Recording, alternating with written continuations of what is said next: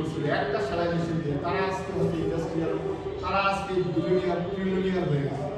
কিন্তু বর্তমান যুগে এত বেশি কম্পিটিটর, এত বেশি কম্পিটিশন হয় না আস্তে আস্তে।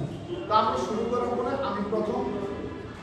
আমরা বেশ ভালো বিজনেস করছি এবং আমাদের একটা ব্র্যান্ড স্টাবলিশ করলাম। মোটামুটি কয়েকটা বিভাগে আমরা খুব ভালো ব্যবসা করছি। জানেন 20 সালে 21 সালে করোনা আসে একেবারে আমাদেরকে।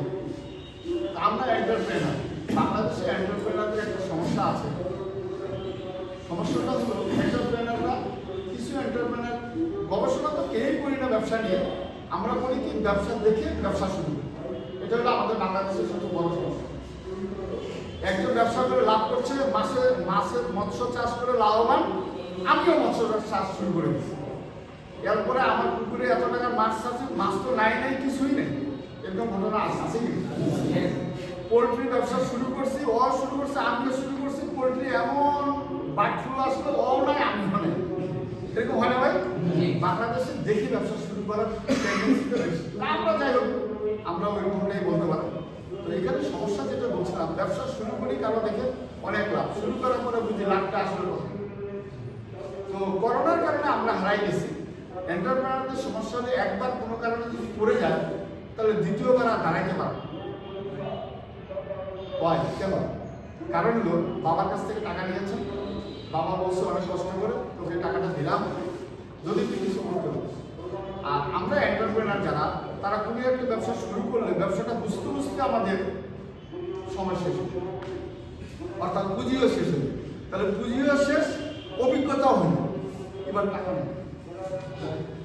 ঠিক কিনা? আমার সাথে একমত কিনা আমি জানি না।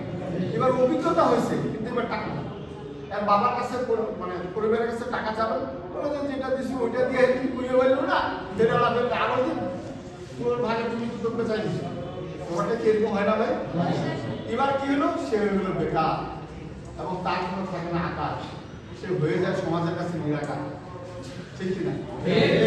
এই বেকারত্বটা নিরাকার হয়ে যখন যায়, এই লোকটা প্রথম নষ্ট হয়ে যায়, না পারে চাকরি করতে, না পারে চাকরি দিতে।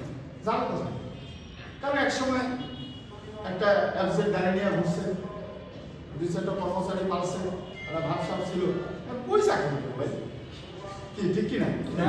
এই একটা বিপদ থেকে অনেকে বিপদগ্রস্ত হয়ে ওই অবস্থায় দাঁড়িয়ে শুধু পাঠায় না। এরপরে আর কি করবে?